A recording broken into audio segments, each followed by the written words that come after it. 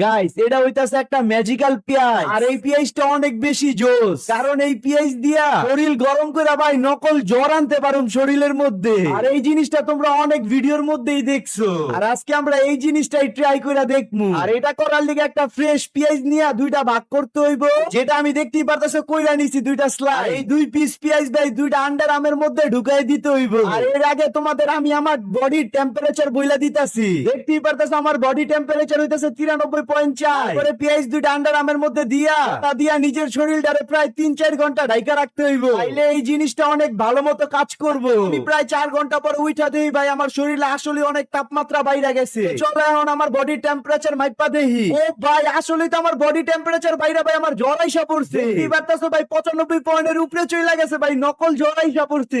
এই ইয়ার এই ট্রিকটা যদি আমার স্কুল টাইমে মনে পড়তো। তোমরা কারা কারা স্কুলে না যাওয়ার লিগে এই ট্রিকটা ইউজ করবা আমারে কমেন্টে বলো।